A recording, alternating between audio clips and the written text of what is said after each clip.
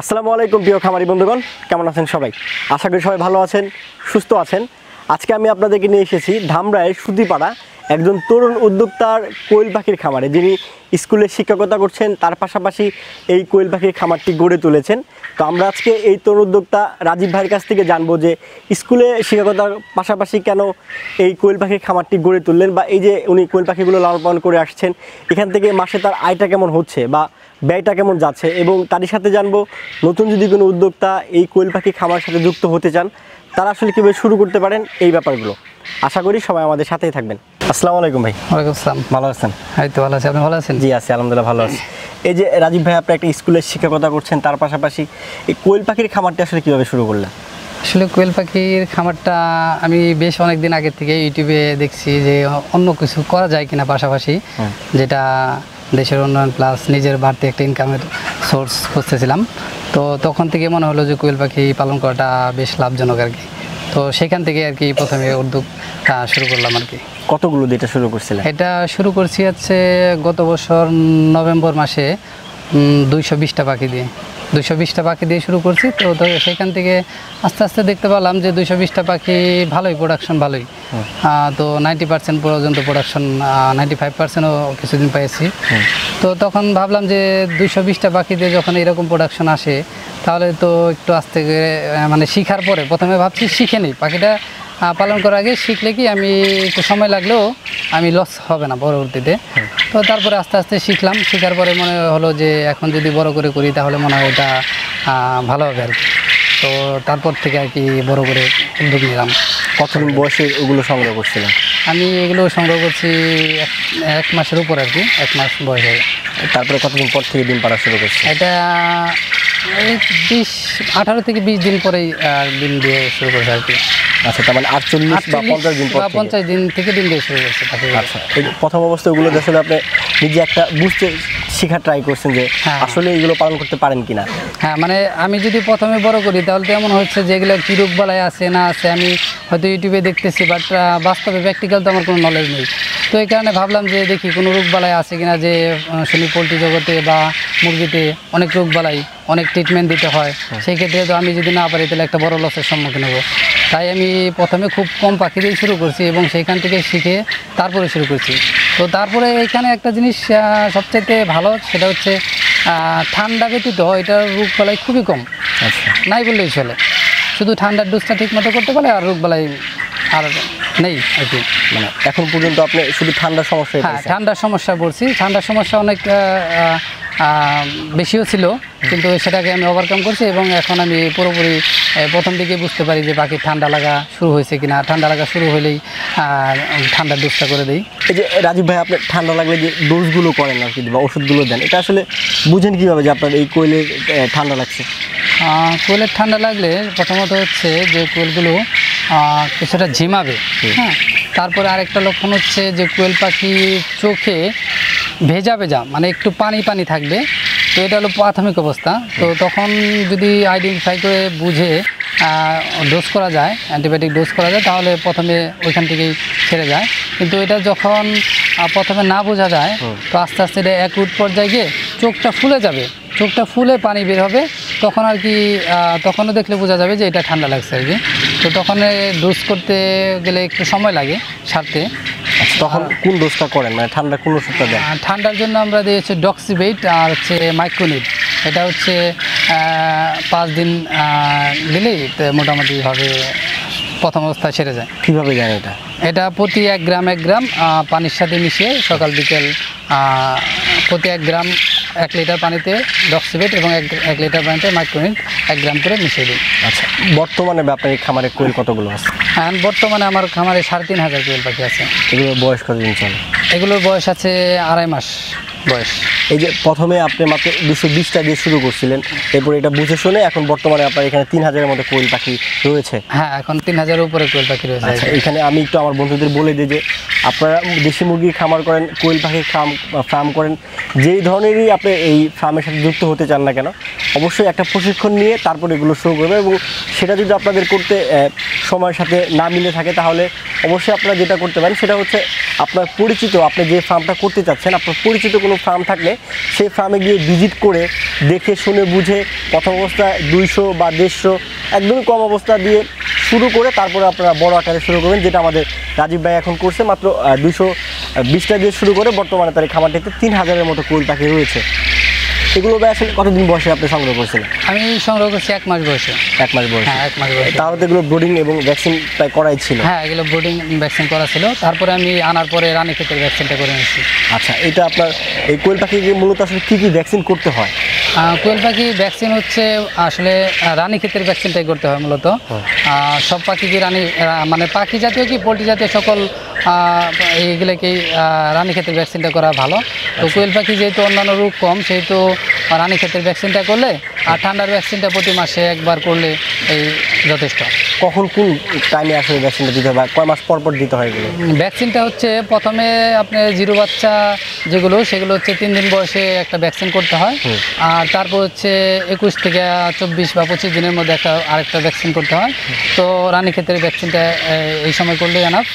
আর যেটা প্রতি 3 মাস অন্তর অন্তর 4 মাস বা 5 মাস বলে, বাট আমি মনে করি যে 3 মাস পর পর করলে এটা ফার্মের জন্য সেফ, ঝুঁকি এটা কম থাকবে আর কি। আচ্ছা, বর্তমানে এই যে 3000 কোয়েল পাখি থেকে ডিম কতগুলো করে পাচ্ছে? আমি 3000 কোয়েল পাখি থেকে এখন 2500 থেকে 2700-এর মধ্যে ডিম পাচ্ছি। প্রতিদিন পাচ্ছেন? হ্যাঁ, প্রতিদিন। এগুলো কি এই ডিম পাড়ার অবস্থার মধ্যে ভিটামিন বা ক্যালসিয়াম খাওয়াতে হয় কিনা? হ্যাঁ, এগুলো তো আসলে পাখিটা অনেক ছোটো, যেহেতু ছোটো পাখি প্রতিদিন ডিম পারে, তো এগুলোকে প্রতিদিনই পর্যায়ক্রমে আর কি ক্যালসিয়াম, তারপরে হচ্ছে ইসেল, আপনার জিঙ্ক, এগুলো পর্যায়ক্রমে সপ্তাহে 2 দিন বা 3 দিন করে খাওয়াতে হয় আর কি। আচ্ছা, বর্তমানে ভাই এই যে 3000 কোয়েল পাখি রয়েছে, এগুলোর খাবার হিসেবে আসলে কী দিচ্ছেন? এগুলো খাবার হিসেবে লেয়ার 1 ফিডটা আর হচ্ছে ব্রয়লার স্টার্টার ফিডটা, 2টা খাবার মিক্স করে তারপর দেওয়া হচ্ছে। এটা কি সবসময় এই খাবারটাই চলে? হ্যাঁ, সবসময় এই খাবারটাই চলে। ডিম পাড়ার আগ পর্যন্ত কোন খাবারটা চলে? ডিম পাড়ার আগ পর্যন্ত 0 থেকে আপনার ডিম পাড়া পূর্ব পর্যন্ত হচ্ছে ব্রয়লার স্টার্টার ফিডটা দেওয়া হয়। আচ্ছা, হ্যাঁ। ডিম পাড়ার পর থেকে ব্রয়লার এবং লেয়ারটা মিক্স করে? হ্যাঁ, ডিম পাড়া যখন থেকে ডিমে আসা শুরু করবে তখন থেকেই হচ্ছে অল্প অল্প করে লেয়ার 1টা ওই ব্রয়লার স্টার্টারের সাথে মিশিয়ে এটা অভ্যাস করতে হয়।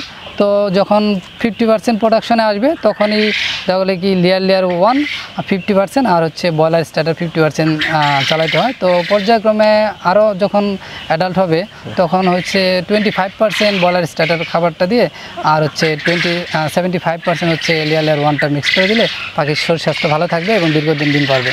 এই যে দীর্ঘদিন ডিম পারবে বললেন, এই কোয়েল পাখি আসলে মূলত কতদিন পর্যন্ত ডিম পারে? আসলে এটা অনেকে বলে যে 1.5 বছর পর্যন্ত ডিম পারে, কিন্তু ভালো প্রোডাকশন পাওয়ার জন্য 1 বছর পালাই মানে উত্তম। 1 বছরের পরে যে যদি পালন করা হয় তাহলে হয়তো ডিমের প্রোডাকশনটা কমে যাবে, আর ডিমের প্রোডাকশন কমে গেলে ওইরকমভাবে প্রফিটটা খামারি পাবে না। আচ্ছা, ডিম পাড়া শেষ হয়ে গেলে আসলে কোয়েল পাখিগুলো কী করেন? ডিম পাড়া শেষ হয়ে গেলে রিজেক্ট পাখি হিসেবে বিভিন্ন হোটেলে, রেস্টুরেন্ট এগুলো ওরা মানে মাংসের জন্য বিক্রি করে, ওদের কাছে বিক্রি করে দেওয়া যায়। আচ্ছা রাজীব ভাই, আমরা দেখলাম যে আপনি অনেক সুপরিকল্পিতভাবে এই কোয়েল পাখি খামারটি গড়ে তুলেছেন। আপনার ঘরটা মাশাআল্লাহ অনেক সুন্দর করে করেছেন। ঘরটা আসলে কত ফিট বাই কত ফিট আছে? ঘরটা হচ্ছে 70 স্কোয়ার ফিট বা 70 ফিট লম্বা, আর পাশে হচ্ছে 15 ফিট, তাতে 1000 স্কোয়ার ফিটের উপরে আসে আর কি। কতগুলো কোয়েল পাখি পালা যাবে এখানে? এখানে 5000 পাখির উপরে পালা যাবে। এই ঘরটা তৈরি করতে আপনার আসলে খরচ পড়ছে কত টাকা? এই ঘরটা করতে আমার প্রায় 2.5 লক্ষ টাকার মতো খরচ হয়েছে। আচ্ছা, এই যে আপনি এরপরে যে পাখিগুলো যে কিনে নিয়ে আসলেন, কিছু পাখি কিনে নিয়ে আসছিলেন, যে আমাদের বলেন যে 3000 পাখির মতো আপনি কিনে নিয়ে আসছিলেন, এই পাখিগুলো আসলে কত টাকার মতো কিনে নিয়ে আসছিলেন? এই 3000 পাখি কিন্তু আমার 96,000 টাকা লাগছে। প্রতিটা পাখি হচ্ছে 32 টাকা পিস। 32 টাকা পিস। আচ্ছা, এই যে আপনি খাবার খাচ্ছে এই কোয়েল পাখিগুলো, এখন বর্তমানে খাবার কত টাকা করে খাচ্ছে প্রতিদিন? এখন হচ্ছে প্রতিটা পাখি আপাতত যে দৃষ্টিকোণ থেকে এখনো ফুল খাবার খাচ্ছে না। একটা পাখি প্রাপ্তবয়স্ক হলে 25 গ্রাম খাবার খাবে দৈনিক, এখন হচ্ছে 22 গ্রাম, 20 থেকে 22 গ্রামের মতো যাচ্ছে, আস্তে আস্তে এটা বাড়বে আর কি। আচ্ছা, আপনি একটু আমাদের হিসাব দেন রাজীব ভাই, যে কোয়েল পাখির ফার্মটা আপনি গড়ে তুলেছেন, এখানে আপনার কোয়েল পাখিগুলো কিনতে আসলে কত টাকা মতো খরচ পড়ছে? কিনতে বলতে আমার 3000 পাখি, সেটা আমি কিনে আনছি হচ্ছে 96,000 টাকা লাগছে। আচ্ছা, তো আর ডিম আসার আগ পর্যন্ত এটা প্রায় 80,000 টাকার মতো খাবার খরচ হয়েছে আর কি। তাহলে আপনার কোয়েল পাখিগুলো কিনে আনা একটা খরচ এবং ডিম পাড়া পর্যন্ত খাবারের আরেকটা খরচ এবং ভ্যাকসিনের আরেকটা খরচ, এই 2-3টা মিলে আসলে কত টাকা পড়ছে শুধু পাখিতে ডিম পাড়া পর্যন্ত? আসলে ভ্যাকসিনটা হচ্ছে কি, ভ্যাকসিন এত খরচ না। ভ্যাকসিনটা আপনি তো সরকারি ভ্যাকসিন ইউজ করতে পারে সবাই, আমি সরকারি ভ্যাকসিন ইউজ করি। আর যে প্রাইভেট যে ভ্যাকসিন আছে এগুলোও করা যায়, একটু খরচটা বেশি। কিন্তু সরকারি ভ্যাকসিনটা হচ্ছে প্রতি 100 পাখির জন্য আপনার যে ভ্যাকসিনের দাম সেটা হচ্ছে 15 টাকা মাত্র।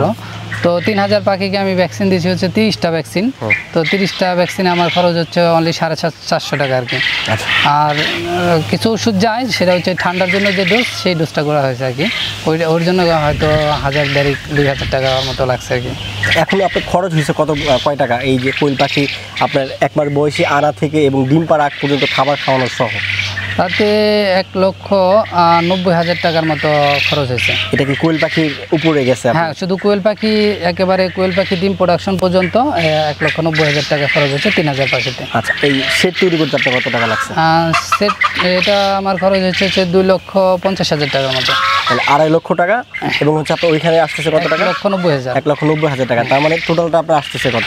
আমার টোটাল আছে তাহলে 4,40,000 টাকা আসছে। 4,40,000 টাকা আপনার ডিম পাড়া আগ পর্যন্ত সেট এবং পাখি সহ খরচ পড়ছে। আচ্ছা, বর্তমানে যে প্রায় ডিম পাচ্ছেন কতগুলো? ডিম পাচ্ছি 2500 থেকে 2700-এর মধ্যে। 2500 থেকে 2700-এর মধ্যে ডিম পাচ্ছেন। এখন আপনার এই যে আয় ব্যয়ের আসলে হিসেবটা কেমন হচ্ছে? এখন যদি আমি হিসেব করি তাহলে আমার খাবার যায় পার ডে 27 থেকে 2800 টাকা। তো ভিটামিন আছে, সব যে সাপোর্টিনেট আছে, এগুলো মিলে প্রায় 3000 টাকার মতো খাবার খরচ হয় এখন প্রতিদিন। প্রতিদিন 3000 টাকা। ডিম বিক্রি করছেন কত টাকা? এখন আমি ডিম বিক্রি হচ্ছে তাতে 4,500 টাকার উপরে আর কি। পিস কত টাকা করে বিক্রি করছেন পাইকারি রেটে আছে? বর্তমানে ডিমের দাম একটু বেশি আছে, যে 1.90 টাকা আছে, 1.80 টাকা আছে। তবে সাধারণত যে সামনে যে সিজন আছে এর দাম কমবে না। তো 1.80 থেকে 2 টাকার মধ্যে থাকবে ডিমটা। আমি এখন বিক্রি করছি হচ্ছে 1.80 টাকা। মাস শেষে কত টাকার মতো ডিম বিক্রি হচ্ছে আপনার? আমার মাস শেষে ডিম বিক্রি হচ্ছে তাও প্রায় 1,40,000 থেকে 50-এর মধ্যে। পুরো মাসের ডিমটা? হ্যাঁ, পুরো মাসের ডিমটা। আর আপনার পুরো মাসের খাবারের খরচটা কত যাচ্ছে? খাবারের খরচ হচ্ছে 90,000 টাকা। 90,000 টাকা। তাহলে 1,40,000 টাকা যাচ্ছে আপনার, আমরা ধরি আপনার ডিম বিক্রি করে পাচ্ছেন প্রতি মাসে। এবং প্রতি মাসে এই কোয়েল পাখিগুলো খাবার হিসেবে যাচ্ছে প্রায় 90,000 টাকা। এবং আপনি ডিম বিক্রি করছেন 1,40,000 টাকা। 1,40,000 থেকে 50,000 আর কি, 40,000 মিনিমাম আর কি। আচ্ছা, তাহলে সেক্ষেত্রে তো দেখা যাচ্ছে যে আপনার প্রতি মাসে 60,000 টাকার মতো সব খরচ বাদে এখান থেকে থাকতেছে। হ্যাঁ, 50 থেকে 60,000 টাকা প্রতি মাসে সব খরচ বাদ দিয়ে থাকে। এই যে আপনার ঘর এবং কোয়েল পাখি আনা প্রায় 4 লাখ টাকার উপরে যে খরচ হয়েছে, এই টাকার আসলে কি এখন পর্যন্ত আপনার মানে এটা উঠে নিয়ে আসা সম্ভব হয়েছে কিনা? না, এখন পর্যন্ত সম্ভব হয়নি, কারণ এটা তো কেবল প্রোডাকশনে আসছে। তো আশা করি যে এই সিজনে আর কি 6 মাসের মধ্যে এটা সম্পূর্ণ উঠে যাবে আর কি। আচ্ছা, রাজীব ভাই, এই যে আপনি একটা স্কুলে শিক্ষকতা করছেন, তার পাশাপাশি বিশাল সুপরিকল্পিতভাবে একটি কোয়েল পাখির খামার গড়ে তুলেছেন, তো নতুন উদ্যোক্তাদের জন্য আপনার কোনো পরামর্শ থাকবে কিনা? হ্যাঁ, নতুন উদ্যোক্তাদের জন্য যেটা আমার বলা থাকবে সেটা হচ্ছে, কেউ যদি এটা শুরু করতে চায়, সর্বপ্রথম হচ্ছে তাকে আগে একটা সুপরিকল্পিত দীর্ঘদিনের একটা প্ল্যান করতে হবে, যে আমি প্রথমে এটা শিখবো। এই মানসিকতা নিয়ে ব্যবসাটা শুরু করতে হবে, অল্প কিছু দিয়ে। অল্প কিছু হতে পারে 100 বা 200। আর যদি আর্থিক অবস্থা ভালো থাকে, কোনো মানে জায়গা থাকে ভালো, সেখানে সে 1000খানি পাখি দিয়ে শুরু করতে পারে।